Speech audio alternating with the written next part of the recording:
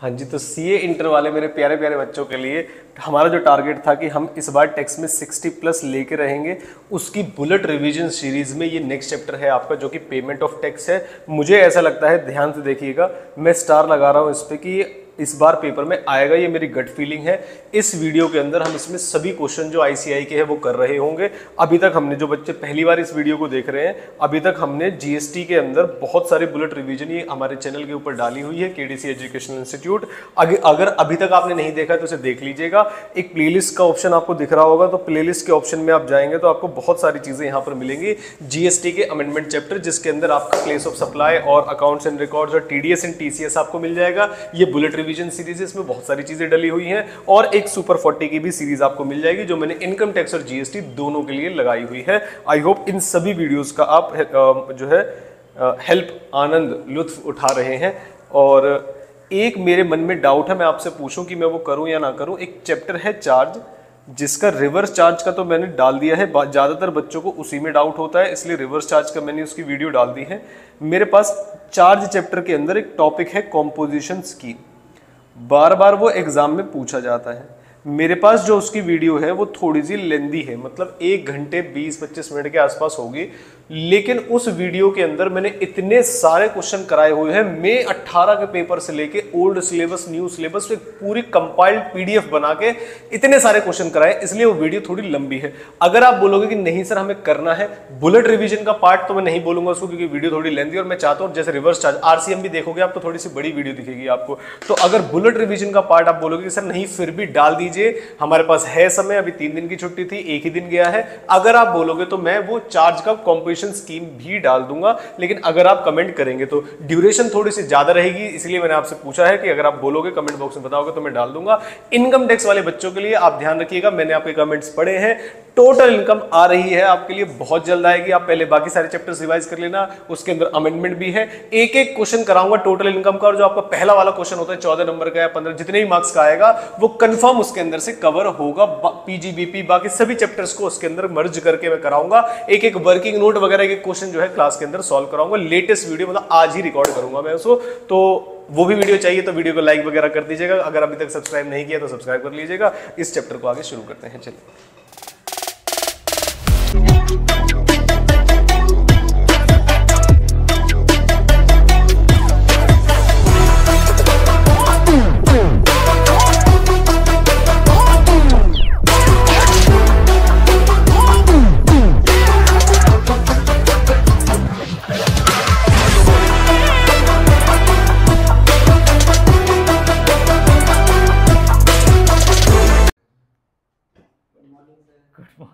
इसलिए दिक्कत आ रही है। एक बार फिर से हम कौन सा चैप्टर शुरू कर रहे हैं आप? तीसरी बार पेमेंट ऑफ टैक्स। और कौन सी क्लास है उसकी? सेकंड क्लास का थर्ड पार्ट शुरुआत कर रहे हैं हम, है ना, जिसमें हुआ कुछ नहीं है। क्या करने वाले हैं हम? क्वेश्चन कहाँ से करेंगे फिर से बताओ एक बार? स्टडी मैट और सभी क्वेश्चन पेपर से, जिसमें हम इलस्ट्रेशन नंबर 1 पर पहुंच गए थे, दोबारा पहुंचना पड़ेगा। ये रहा, सुनना जरा ध्यान से। एक बार एक लाइन लिखी थी इन्होंने, क्वेश्चन क्या कहता था कि हमने कौन से हेड में कराई है पेमेंट, बताइए जमा कौन से हेड में कराया? तो एसजीएसटी माइनर हेड है या मेजर हेड है? मेजर हेड है। इसके क्या कुछ माइनर हेड्स होते हैं? यस। 3 माइनर हेड्स के नाम बताइए। सबसे पहले होता है टैक्स, उसके बाद इंटरेस्ट और उसके बाद पेनल्टी। सुनो सुनो सुनो, क्वेश्चन क्या कह रहा है जरा ध्यान से समझना। अभी तक सभी क्वेश्चन में उन्होंने सेम हेड से एडजस्टमेंट की है, देखा है आपने, लेकिन क्वेश्चन की एक्सप्लेनेशन में क्या दूसरी बात भी लिखी हुई है। जैसे मैंने कहा एक मेजर हेड है, कौन सा? आईजीएसटी। कौन सा? आईजीएसटी। मैंने कहा आईजीएसटी एक मेजर हेड है और उसके अंदर भी ये 3 चीजें शामिल हैं, जैसे कि टैक्स, इंटरेस्ट एंड पेनल्टी। आपसे एग्जाम में हर एक बार एक सवाल पूछा जाएगा कि बताइए अगर मैंने एसजीएसटी के टैक्स में 4000 रुपए जमा कराए हैं, जबकि पेमेंट करनी थी पेनल्टी में, तो क्या मुझे यहां से अमाउंट विड्रॉ करके यहां जमा कराना पड़ेगा या cross utilisation possible? Cross utilisation possible है, जिसके लिए मैंने आपको बताया सेक्शन 49 सब सेक्शन 10 और फॉर्म नंबर बताया जीएसटी पीएमटी 09। क्या ये बात समझ में आती है? पक्का। अब सवाल ये आता है उनके एक्सप्लेनेशन में कि अगर मान लीजिए मैंने इंटरेस्ट कॉलम में पैसे जमा कराए हैं 5000, ठीक है, और ये वाले पैसे यहां नहीं, और मुझे पेमेंट करनी है टैक्स की आईजीएसटी की, क्या ये चीज अलाउड है यानी ये आज तक एग्जाम में नहीं पूछी गई, ना किसी एग्जाम में, ना किसी आरटीपी में, ना किसी एमटीपी में, लेकिन क्या अलाउ है? यस। क्या मैंने पढ़ाते समय आपको बता दिया था? यस अलाउड है। अब इन्होंने ये बात कहां लिखी है जरा ध्यान से देखिए। उन्होंने कहा अगर कोई अमाउंट अवेलेबल है under what any minor head of a major head to any other minor head of the same और other major head as per section 4910 और यहां पर फॉर्म नंबर लिखा हुआ है।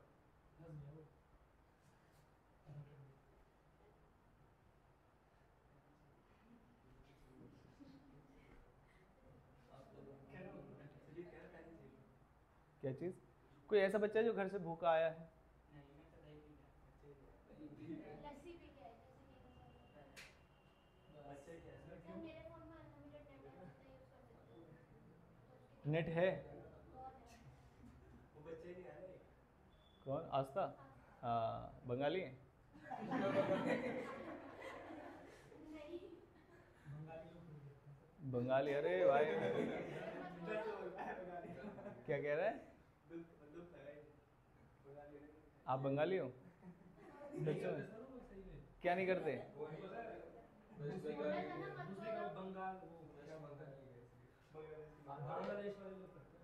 क्या करते हैं? अच्छा वो सब करते हैं? मैं तो ऐसे ही मजाक करता, सच में करते हैं? सारे बंगाली। अरे भाई बंगाल कोई बात नहीं, पॉजिटिव चीजें तो करते हैं ना बंगाल वाले से, चलाओ खुद तो करो यार। मेरी गलती तो आपके घर में रिमोट को फेंक देते हैं?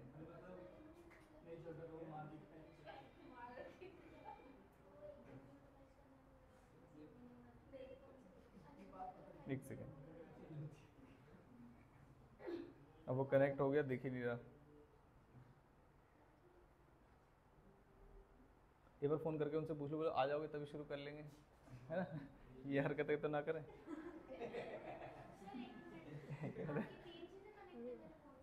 क्या नहीं?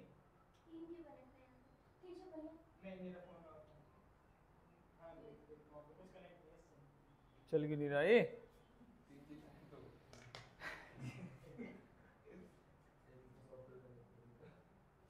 अरे सच में नहीं करना, इसे चलाओ।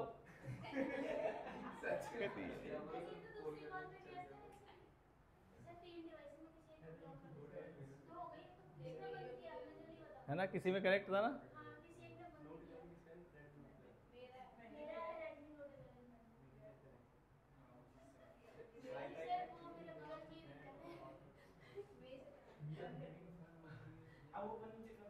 अरे नहीं हो रहा भाई, बहुत देर से कर रहा हूँ मैं तो।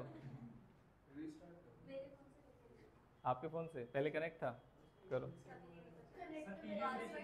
हाँ आज मुझे तो पढ़ने का मन नहीं है तुम्हारा। किस नाम से आएगा? हाँ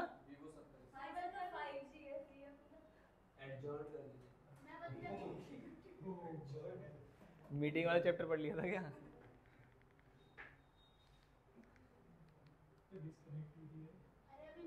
अच्छा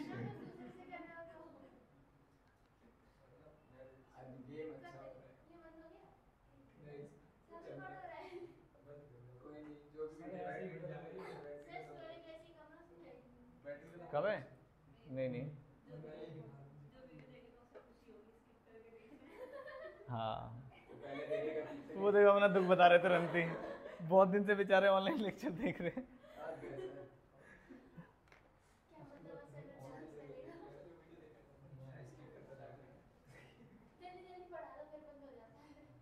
छोटा क्यों हो गया?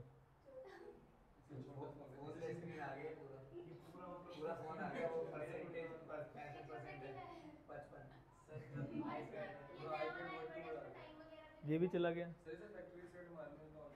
भाई। वाईफाई कनेक्ट करना है, तुम टीवी को क्यों बर्बाद करना चाह रहे हो? फैक्ट्री रीसेट मार दो।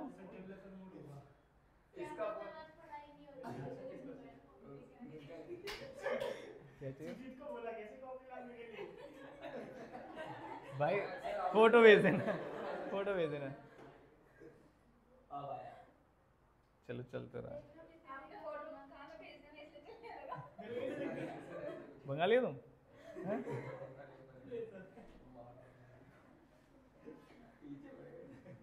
चलो आकाश की बदौलत हम क्लास को शुरू कर रहे हैं, और अगर बीच में बंद हुई तो दूसरी बात भी बोलूँगा, ठीक है। पहले ये समझ में आया आपको? नहीं होगा होगा। पहले वाला इलस्ट्रेशन, जो पहले वाली इलस्ट्रेशन है वो हो चुकी है खत्म। अब आते हैं अगली इलस्ट्रेशन पे, जो कौन से पेज नंबर पे है? Illustration number 2। क्या ये भी कर चुके थे? किस चीज़ का क्वेश्चन था ये बताना जरा। ये इंटरेस्ट का क्वेश्चन है। इंटरेस्ट को लेकर दो बातें हैं। अगर आपने रिटर्न जमा करा दी लेकिन टैक्स जमा कराने में डिले कर दिया है तो क्या होगा? तो ग्रॉस अमाउंट में। लेकिन आपने रिटर्न भी जमा नहीं कराई और टैक्स भी, तो किस पे? Net amount. नेट का मतलब क्या है? Output gross liability minus ITC जो हमने माइनस कर लिया। ये बात समझ में आती है? कहाँ से लेके कहाँ तक का ब्याज लगता है? जिस मंथ की रिटर्न जानी है उस मंथ की रिटर्न की जो ड्यू डेट है 20 तारीख, उससे लेके जिस दिन जमा कराएंगे, बस सिंपल सा रूल है इसका। इलस्ट्रेशन नंबर 2 ये भी कुछ इसी रिलेटेड था। इंटरेस्ट रिलेटेड हम पहले ही कर चुके हैं। हम आते हैं अब पूरे 8 प्रैक्टिकल्स पे। यहाँ से शुरू होता है।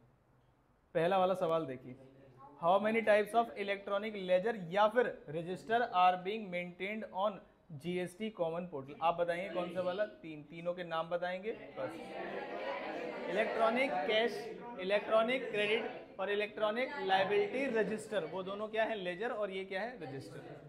ये आई थी। अगर मैंने कहा ये सवाल 1 नंबर के लिए आया तो हम नाम लिख के छोड़ देंगे, लेकिन मैंने कहा अगर ये सवाल 3-4 नंबर के लिए आ गया तो क्या करेंगे? तो उसकी एंट्रीज लिख देते हैं कि क्रेडिट में क्या होता है और डेबिट में क्या होता है। शायद आपने वो नोट्स में लिखा होगा कि इलेक्ट्रॉनिक क्रेडिट लेजर में क्या चीज़ें क्रेडिट होती हैं और डेबिट होती हैं। ये सारी चीज़ें आपने लिखी होंगी और उन्हें याद रखना है आपको। Next, what are the main features of GST payment process? क्या हमने पढ़ा था? स्पीड, कन्वीनियंस, 24/7 होता है, faster remittance of revenue to the government, electronic challan होता है, क्या चीज?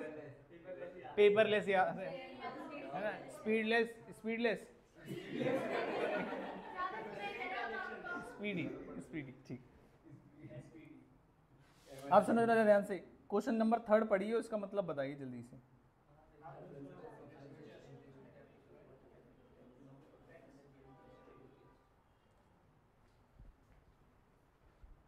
आप लोगों ने पढ़ा हुआ है, क्वेश्चन कराया हुआ है मैंने।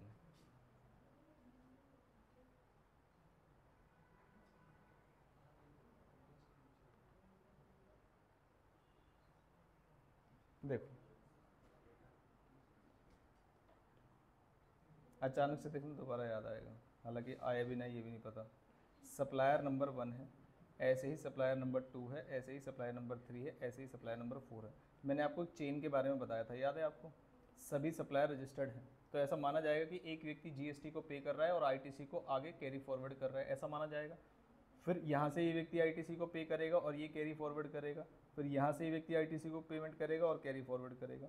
ये अज्यूम किया जाता है, जब तक कॉन्ट्रेरी प्रूव ना हो जाए हम ये अज्यूम करेंगे कि सभी चेन जो है वो साथ में चल रही है और कोई चेन ब्रेक नहीं हुई है। इसको बोलते हैं प्रिंसिपल ऑफ अनजस्ट एनरिचमेंट।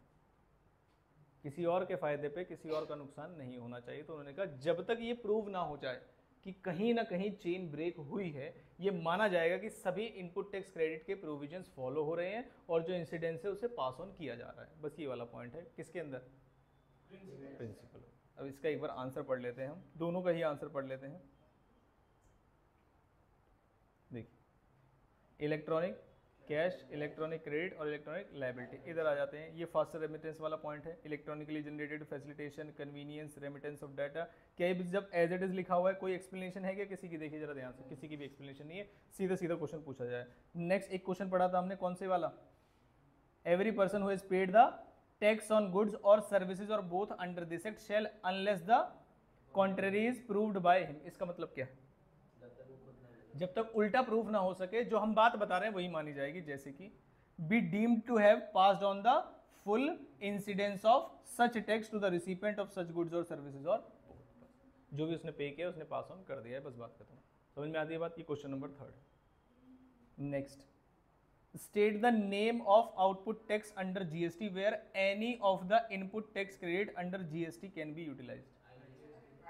क्या ये बता रखा है मैंने आपको?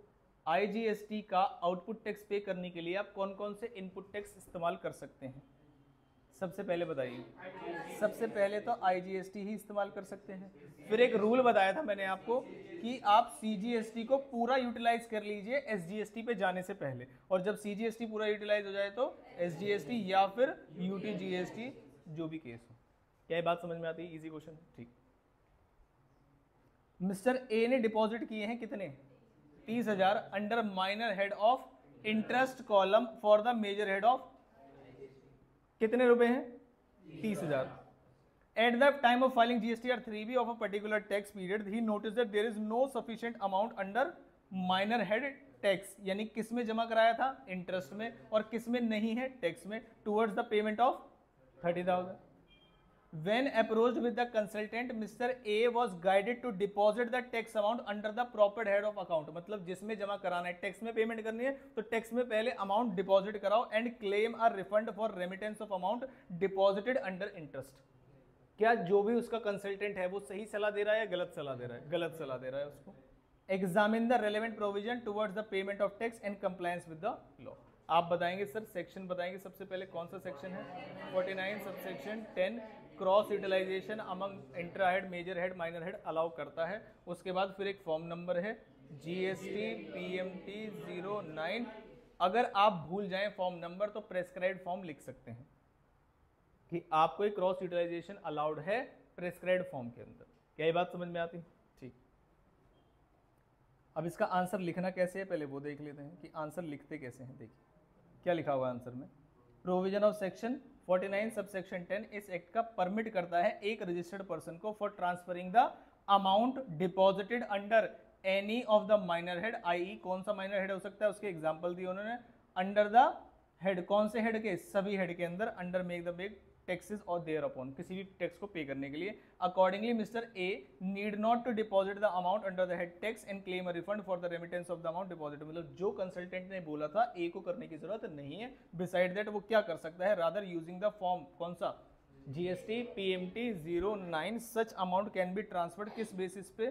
Suo motu. सुओ मोटो का मतलब है क्या मुझे कोई एप्लीकेशन देके किसी के अप्रूवल की जरूरत है या मैं खुद से कर सकते हैं? ऑन इज ओन अकाउंट खुद से कर सकते हैं. On the common portal from the interest to tax head and tax liability जो है पे की जा सकती है अकॉर्डिंगली.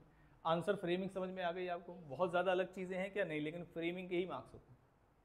समझ में आ गई बात? पक्का. एक वर्ड जो मैंने नहीं लिखवाया वो आप लिखेंगे साथ में. क्या है ये?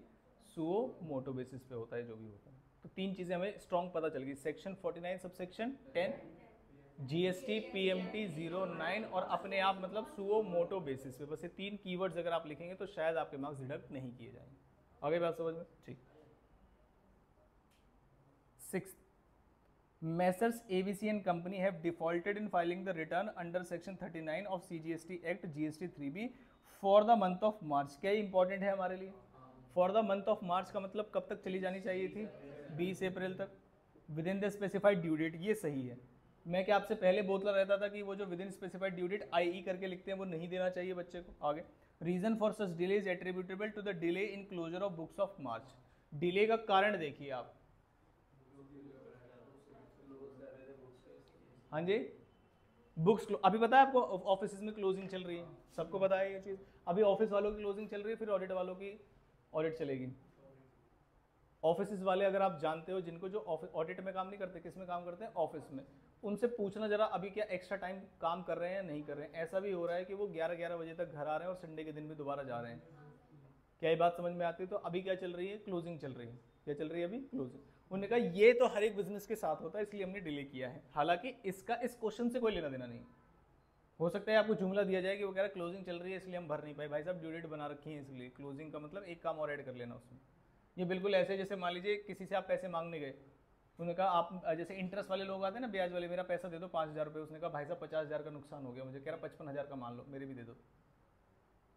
समझ में आ गई बात? तो इन्हें ड्यू डेट से मतलब आगे एक्सटेंड कर देने से कोई लेना देना नहीं है. Which have been finalize. कब फाइनलाइज हुआ?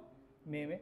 The GST common portal prompted for payment of late fees available payable under section 47 for a sum of ₹2,000 under which CGST and SGST each. That means the total payment is 4,000. ये बात समझ पाए या नहीं समझ पाए? Simple है यहाँ तक ये वाली बात. Of Messrs AB and Company sought your confirmation for the payment of such late fees through balance available in electronic credit ledger. Give your guidance. Question को पढ़िए और मुझे बताइए क्या क्वेश्चन कह रहा है, उसे किया जा सकता है. पूरा क्वेश्चन दोबारा से पढ़िए.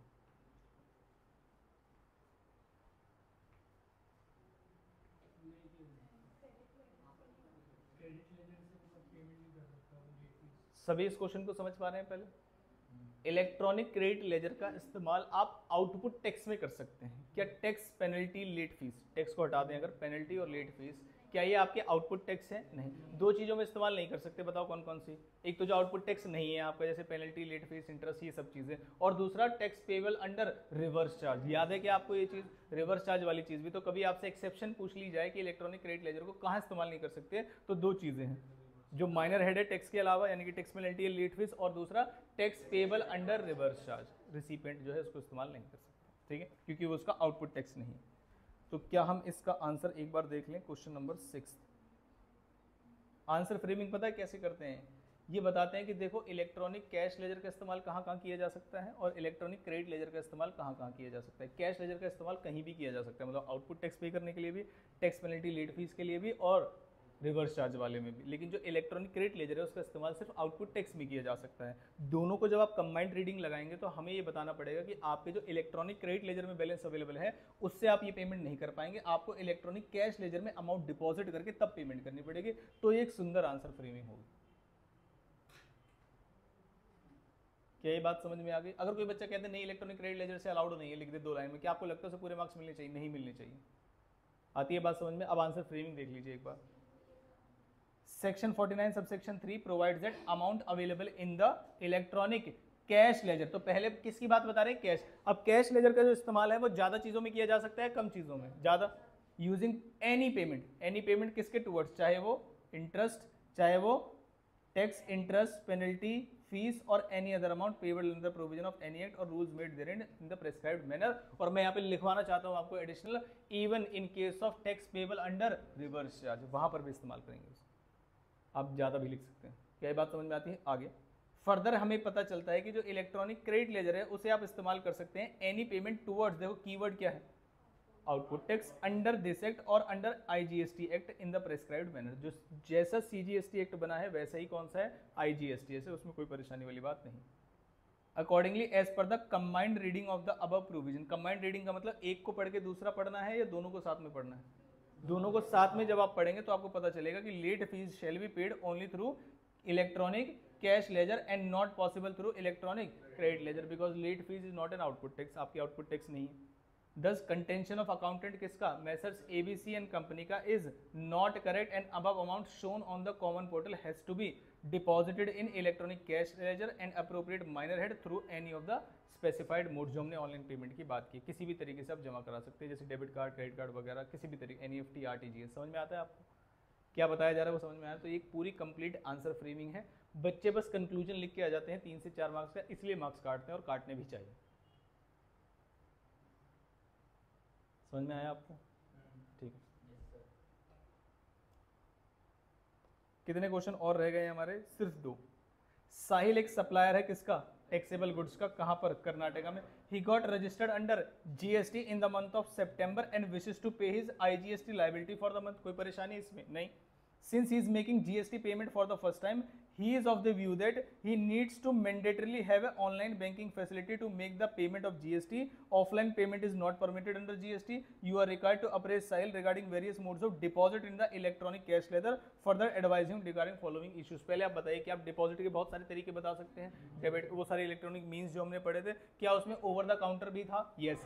देखो इलेक्ट्रॉनिक और मैनुअल चालान वाला कंसेप्ट अलग है, ओवर द काउंटर मतलब पैसे जमा कराने वाला कंसेप्ट अलग है। क्या चालान को आप ऑफलाइन क्रिएट कर सकते हैं? नहीं। लेकिन क्या पेमेंट ओवर द काउंटर कर सकते हैं? यस। लेकिन अमाउंट कितनी होगी? 10,000 की लिमिट है, बाकी किसी में कोई लिमिट नहीं। हाँ जी, उन्होंने कहा आर मैनु, अब उन्होंने कहा एक तो ऊपर जो हमने क्वेश्चन पूछा है वो बताना आप, और उससे कुछ परेशानी है। Are manual challan allowed? No. What is the validity period of, क्या मैंने वैलिडिटी पीरियड के बारे में बताया है आपको? नहीं। लेकिन कितना होता है? 15 दिन, ये आप साथ में लिख लेना। क्या ये बात समझें कि जो आपके चालान होते हैं 15 दिन के लिए वैलिड होते हैं। Is cross utilisation among major and minor head of electronic cash ledger permitted है? यस। मुझे बस 3 कीवर्ड्स बता दीजिए आप। Section 49 subsection 10 plus form number A, GST PMT 09, और बस आप बस ये 3 कीवर्ड्स अगर पकड़े रहेंगे तो आपके मार्क्स नहीं घटेंगे। समझ में आती है बात? ठीक। Last question. Suhasini registered software consultant on account of her ill health, she could not provide any services during the month of October. इसका मतलब आउटवर्ड कोई लाइबिलिटी जनरेट हो नहीं रही होगी। क्या मेरी बात समझ रहे हो आप? आगे, however she had to incur all expenses related to her, इसका मतलब आउटवर्ड नहीं है लेकिन क्या इनवर्ड है? हाँ। मेरा सवाल, क्या वो जीरो रेटेड रिटर्न फाइल कर सकते हैं? नील रेट कर सकते हैं, ठीक। She paid 75,000 to various vendors. मैं कहता हूँ क्वेश्चन आप पढ़िए फिर समझाना मुझे क्वेश्चन क्या है।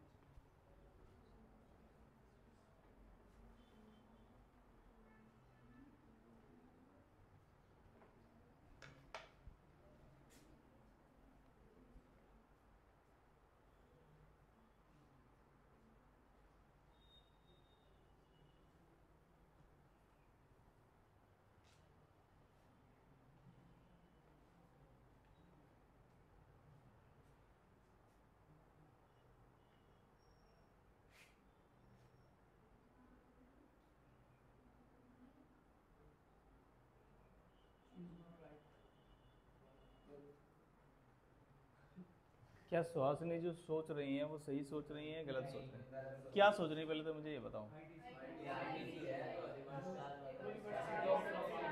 अच्छा, आउटवर्ड लाइबिलिटी कोई है नहीं और आप कह रहे हो जो इनवर्ड लिए उनमें से कोई रिवर्स चार्ज में है, यानी कि उनको पे करना पड़ेगा। अब उन्हें ऐसा लग रहा है आईजीएसटी में बैलेंस है या जो भी उनके आईटीसी में बैलेंस है उसे इस्तेमाल कर ले, यही क्वेश्चन है। पढ़ लेते हैं एक बार। उसने 75,000 पे किए हैं वेरियस वेंडर्स को, इसका मतलब पेमेंट की है और सर्विसेज ली हैं, इसे इनवर्ड बोलते हैं। The total input tax involve on goods and services procured by her is 13,500। मुझे एक चीज समझाइए, 75,000 क्या है और 13,500 क्या है? 75,000 is the value of input and 13,500 is value of input tax levied on 75,000 amount। क्या ये बात समझ? मुझे किससे लेना देना है, 75 से 13,500 से? पेमेंट 13,500 की। इस बात को समझ पाए पहले या नहीं? ठीक। Out of the total bills paid by her, one of the bill कितने का? 15,000। ये बिल की अमाउंट है 15,000, टैक्स की अमाउंट नहीं है 15,000। रिलेट्स टू सिक्योरिटी सर्विसेज जो उसने लिए अपने ऑफिस के लिए, जिसके अंदर रिवर्स चार्ज लगता है, जिसमें पेमेंट कितने की करनी है?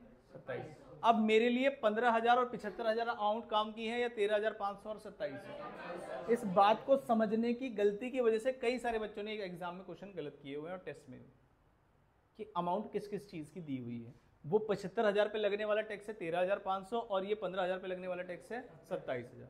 चाहे तो आप रेट भी मल्टीप्लाई करके देख सकते हैं, हालांकि उसकी जरूरत नहीं है। क्या ये बात समझ में आई? आगे, Suhasini is of the opinion that for the month of October no GST is payable from electronic cash ledger. वो कह रहे इलेक्ट्रॉनिक कैश लेजर से कोई आपको पेमेंट करने की जरूरत नहीं है, as she has sufficient balance of ITC for payment of GST under reverse charge security. Do you think Suhasini is right? No. और फिर आपको बताना है explain with reason assuming the rule 86 is not applicable. 86B क्या था?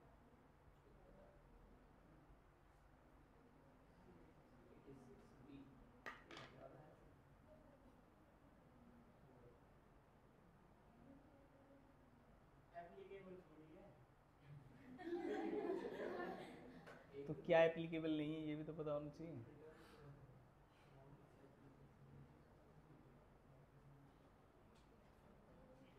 Government जब भीख मांग रही थी कि कम से कम 1% तो टैक्स दो, नालायको, 1% तो टैक्स, चाहे आपका पूरा पैसा अवेलेबल है इलेक्ट्रॉनिक किसमें? क्रेडिट लेजर में, फिर भी कम से कम 1% की अमाउंट तो आप मुझे इलेक्ट्रॉनिक कैश लेजर से दे देंगे। 86B बी का मतलब था भीख। याद करो नालायको।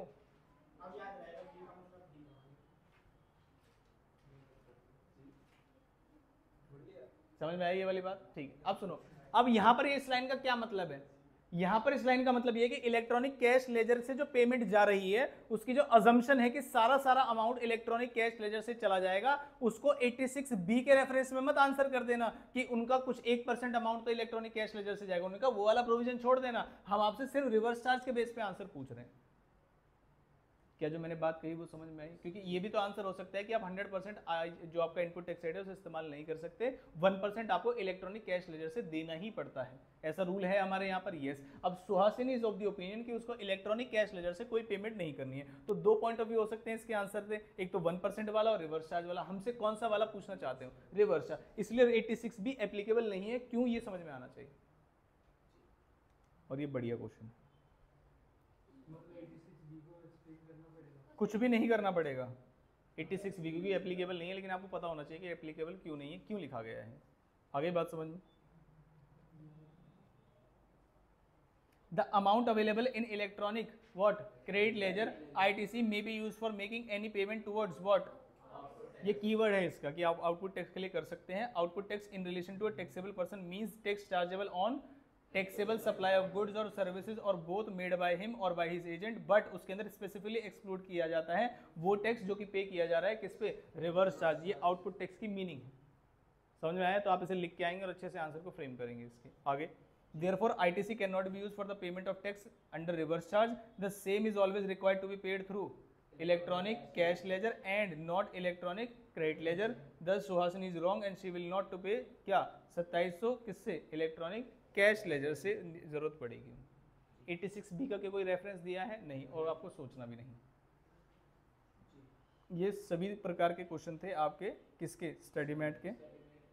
जल्दी से मुझे अब आप क्वेश्चन नंबर बता देंगे कि कौन कौन से पेपर में कौन कौन सा क्वेश्चन किस किस पॉइंट पे आया है।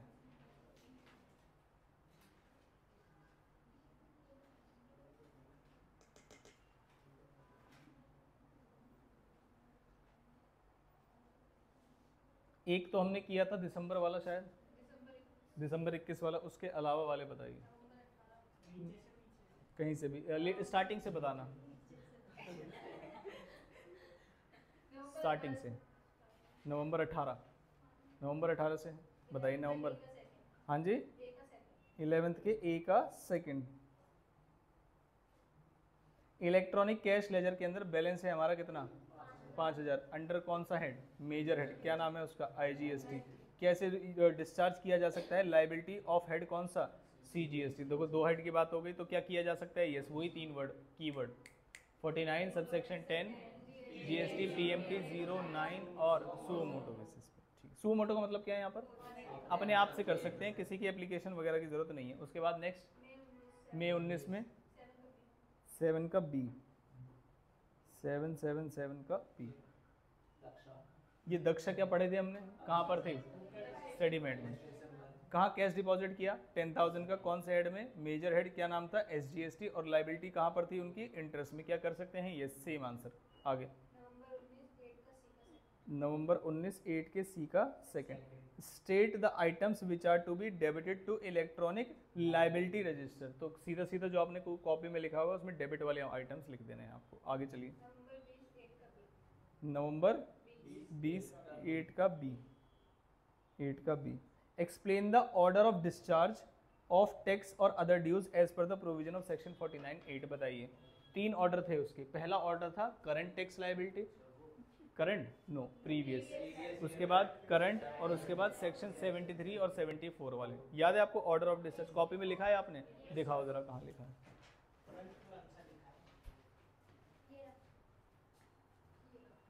ठीक है, लिखा है तो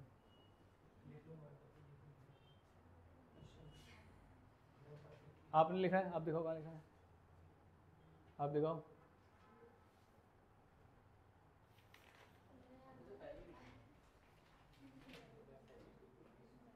ठीक,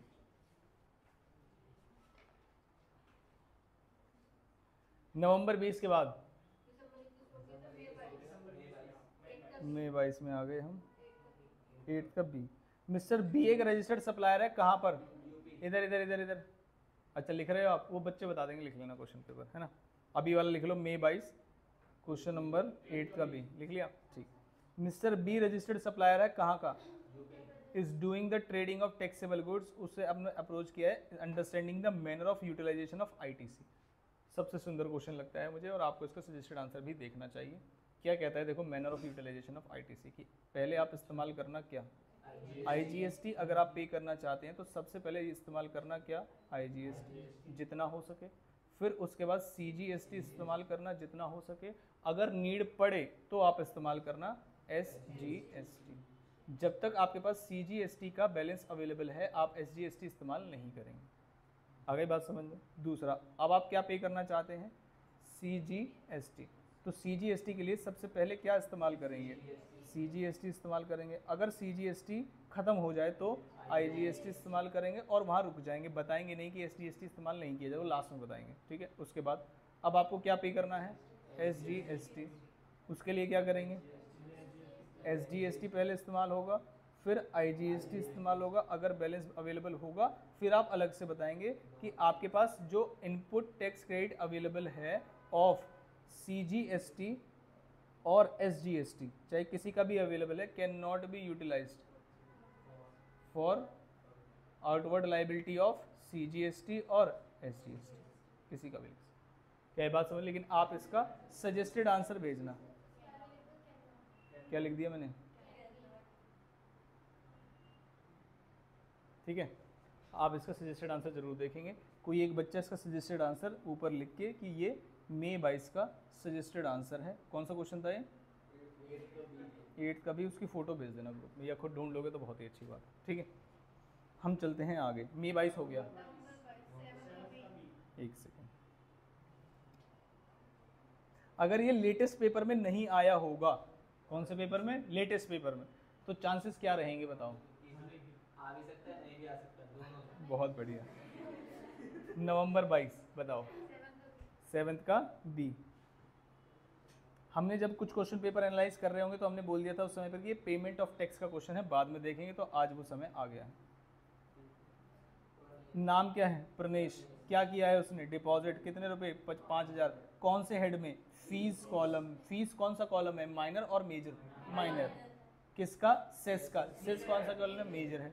4000 was lying unutilized under the head of penalty column of IGST। Both the deposits were made wrongly instead of depositing under the head of fees column और अंडर SGST। आगे पूछ रहा है, in light of the provision, आपको बताना है, briefly explain the relevant provision of how can Pranesh rectify these errors. पढ़िए जरा ध्यान से क्या कह रहा है। सर 1 हफ्ते में आ जाऊंगा, पढ़ो पढ़ो।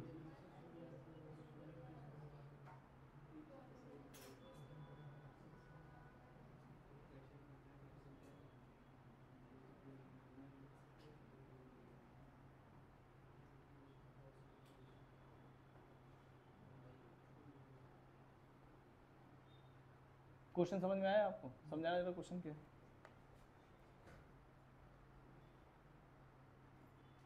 मैं यहाँ पर लिख रहा हूँ, आपको बस बताना है मैंने सही लिखा है या गलत लिखा है, या क्या चेंज करने की ज़रूरत है।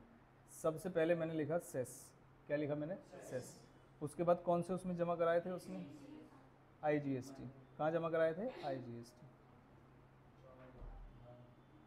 उसने पहले किया था, डिपॉजिट कराया था 5000। कौन से कॉलम में, फीस कॉलम में। कितना अमाउंट था, कितना अमाउंट था, 5000। ये डिपॉजिट कराया था या पहले से था, क्या लिखा है क्वेश्चन में, डिपॉजिट कराया। आगे पढ़ो, and 4000 was lying unutilized under the head of penalty column of IGST। इसका मतलब यहां पर मेरे पास 4000 है। कौन से कॉलम में, पेनल्टी की कॉलम में। पेनल्टी का कॉलम है और 4000 है। यहां तक बात समझ में आई। अब वो क्या कह रहा है जरा ध्यान से पढ़िए, क्वेश्चन क्या है। Both the deposits were made wrongly, उसका मतलब उन्होंने वहां जमा नहीं कराना चाहिए था। कहां जमा कराना चाहिए था, फीस कॉलम में, किसके, SGST। अब सवाल ये है कि क्या आप इन दोनों को SGST के फीस कॉलम से एडजस्ट कर सकते हैं या नहीं कर सकते, बताइए जल्दी से। कर सकते हैं। और रूल क्या लगेगा, वही 4910 GST TMT 09 और सुमोटो बेसिस पे आप इसके फीस कॉलम में इसको कर सकते हैं। यही आपसे पूछा जा रहा है। इसका भी आप सजेस्टेड आंसर देखेंगे, लिख लीजिए। नवंबर 22 क्वेश्चन नंबर बताइए, नवंबर 22 क्वेश्चन नंबर 7 के बी। आगे बात समझ में, पक्का, ठीक। आगे बताइए। कोई ए बता रहा है, कोई बी बता रहा है, 7th का ए। अच्छा, कितने मार्क्स के आ रहे हैं पहले आप ये देख रहे हो, कोई 5, कोई 5, कोई 5, कोई 2, कोई 3, तो आ रहे हैं लेकिन मेजोरिटी पेपर के अंदर, ठीक है। मिस्टर मानिक प्रोवाइड करता है following information regarding tax and other liability of GST act as per electronic liability. ये लाइबिलिटी है उसकी, क्या क्या लाइबिलिटी है जरा ध्यान से देखिएगा। Tax due for the month of May, interest due for the month of May, penalty due for the month of May, और उसके बाद tax due for the month of June, और लाइबिलिटी अराउजिंग आउट ऑफ 73। ये कौन सा वाला point होगा बताओ जरा, ऑर्डर ऑफ डिस्चार्ज। कौन सा वाला पॉइंट होगा, order of discharge. Mister Manik wants to clear his liability of demand under section 73 first, वो सबसे पहले इसको यूटिलाइज करना चाहता है ऑर्डर ऑफ डिस्चार्ज में। क्या कर सकता है? नो। क्या बताया था मैंने आपको? सबसे पहले प्रीवियस टैक्स पीरियड्स, फिर current tax periods and then 73 74, ये लिखा हुआ है, आपने नोट्स बनाए हैं इसके। अब इसका मतलब पहला सवाल तो ये है कि क्या ऐसा कर सकता है वो सबसे पहले? नहीं। अब आगे चलते हैं क्वेश्चन में। Discuss the provision of order of discharge of GST liability. आपको प्रोविजन बताने हैं। कौन से महीने का क्वेश्चन है ये क्वेश्चन में स्पेसिफाई नहीं है, तो हम क्या मानेंगे कि करंट में क्या चल रहा है? जून, ये हमारी अजम्पशन है। तो अगर करंट में जून चल रहा है तो जो सबसे पहले डिपॉजिट होगी वो कहाँ तक की मानी जाएगी?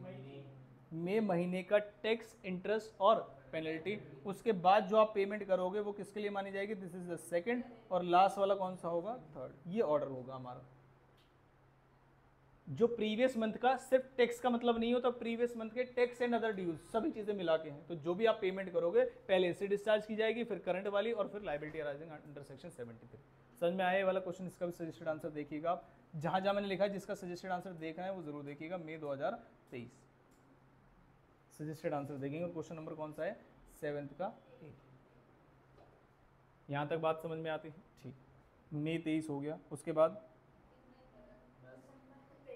अब देखते हैं कि नवंबर 23 में आया है कि नहीं।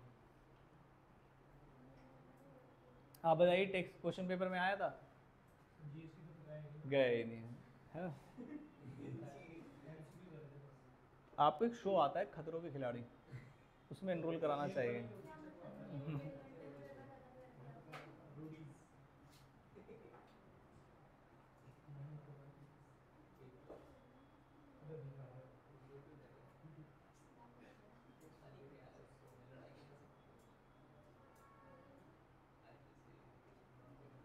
ये तो हम आईटीसी में पढ़ चुके थे शायद, कि लीगल प्रोसीडिंग हुई थी, उसमें 80,000 का बैलेंस आ रहा था, उसके पास आईटीसी पड़ा हुआ था। वो कह रहा था क्या मैं आईटीसी को इस्तेमाल कर लूँ?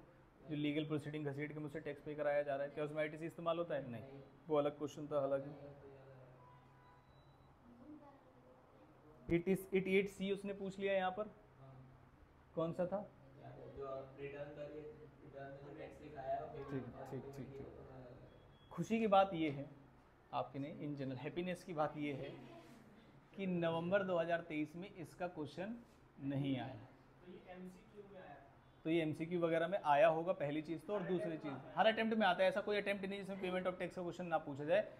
चांसेस ज़्यादा बढ़ गए हैं इसके कि आपके अगले वाले अटेम्प्ट में पूछा जाए। क्या मेरी बात समझ रहे हो?